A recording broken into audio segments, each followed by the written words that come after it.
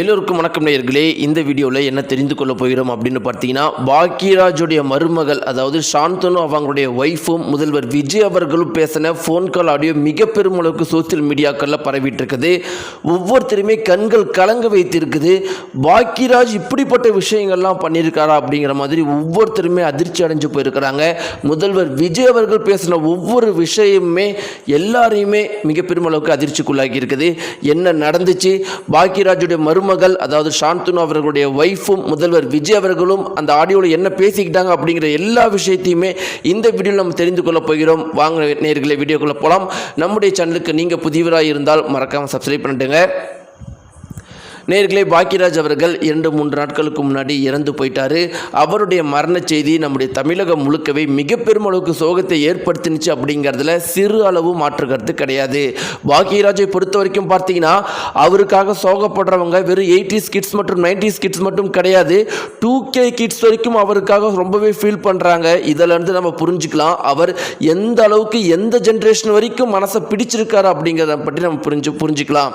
இப்படி இருக்க நேயர்களே, பாக்யராஜ் அவர்கள் எப்படி இறந்தார், என்ன காரணம் அப்படின்னு பார்த்தீங்கன்னா, 2 காரணத்தினால இறந்தார். முதல் காரணம் அவருடைய ஆசான், அவருடைய குரு, அவருக்கு வாழ்க்கை கொடுத்த பாரதி ராஜா 2 வாரத்திற்கு முன்னாடி இறந்து போயிருக்காரு. அந்த துக்கத்தை இந்த மனிதரால் தாங்கிக் கொள்ளவே முடியல. என்ன காரணம் அப்படின்னு பார்த்தீங்கன்னா, ஒன்றுமே இல்லாத ஒரு கிராமத்தில் ஒரு சாதாரண ஏழை குடும்பத்தில் இருந்த பாக்யராஜ் அவர்களை தன்னுடைய அசிஸ்டன்ட் டைரக்டராக சேர்த்தியவர் பாரதி ராஜா. தன்னுடைய முதல் படத்திலே அசிஸ்டன்ட் டைரக்டராக சேர்த்திக்கிட்டாரு. பாரதி ராஜா தன்னுடைய 2வது படத்திலையும் அசிஸ்டன்ட் டைரக்டராக பாக்யராஜை சேர்த்திக்கிட்டாரு. 3வது படத்தில் ஒரு கேரக்டரும் கொடுத்தாரு. அசிஸ்டன்ட் டைரக்டரும் வச்சு அடுத்த தடவை நீயே ஒரு படம் எடுன்னு சொல்லி அனுப்பிவிட்டாரு. பாக்யராஜுடைய முதல் படமே மிக பெருமளவுக்கு வெற்றி.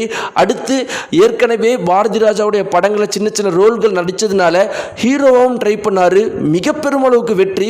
இப்படி தனக்கு மிக பெருமளவுக்கு வாழ்க்கையே கொடுத்த பாரதி ராஜா தன்னை விட்டு போயிட்டாரு அப்படிங்கிற அந்த சோகத்தை இவரால் தாங்கிக் கொள்ளவே முடியல. அதனால் பார்த்தீங்கன்னா, அந்த சோகத்தை மனசுக்குள்ளேயே பூட்டி வச்சு அது மிக பெருமளவுக்கு மன அழுத்தமாக பாக்யராஜுக்கு இருந்திருக்குது. மறுபுறம் பார்த்தீங்கன்னா, குஷ்பு மற்றும் சுந்தர்ஷியுடைய மகளுடைய திருமணத்துக்கு கோவாவுக்கு சென்று அதிகப்படியாக மது அருந்திருக்காராம். இது வரைக்கும் அவர் வாழ்க்கையிலே அந்த அளவுக்கு மது அருந்ததே கிடையாதுன்னு சொல்லிட்டு அவருக்கு நெருங்கிய ரிலேட்டிவ்ஸ் வந்து சொல்லியிருக்கிறாங்க.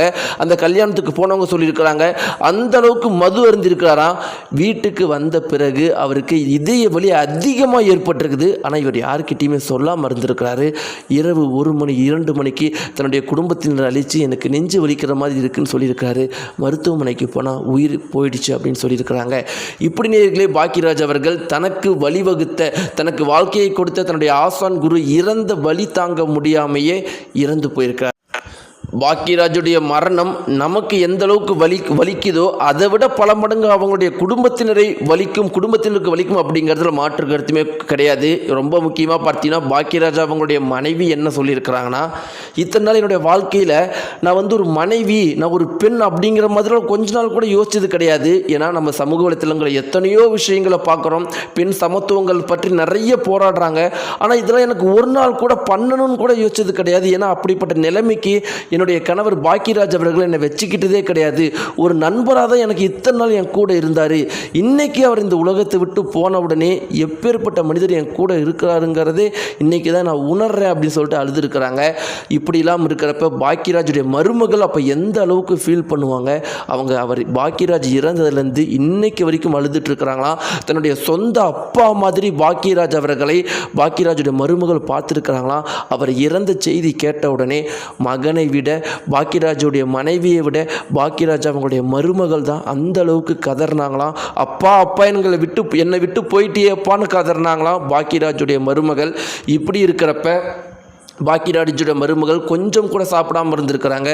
முதல்வர் விஜய் அவர்கள் ஃபோன் பண்ணி ரொம்பவே ஆறுதல் சொல்லியிருக்கிறாங்களாம். அதற்கு பாக்யராஜுடைய மருமகள் என்ன சொல்லியிருக்கிறாங்கன்னா, என்னுடைய அப்பாவை தான் இத்தனை நாள் நான் பார்த்தேன், ஒரு நாளும் அவர் என்னுடைய மாமனாராக என்னுடைய கணவருடைய அப்பாவை நான் பார்த்துக்கிட்டேன், என்னுடைய அப்பாவை தான் பார்த்தேன், என்னால் தாங்கிக் கொள்ள முடியலைன்னான்னு ரொம்பவே அழுதுருக்கிறாங்களாம். ரொம்ப முதல்வர் விஜய் அவர்கள் ஆறுதல் சொன்ன பிறகு பாக்யராஜுடைய மருமகள் உணவு சாப்பிட்டுருக்கிறாங்களாம். நேயர்களே, இந்த தகவலை பற்றின உங்களுடைய கருத்துக்களும், முதல்வர் விஜய் அவர்களுடைய இந்த நல்ல செயலை பற்றின உங்களுடைய கருத்துக்களும் மறக்காம கீழே கமெண்ட்ல தெரிவிங்க. நன்றி.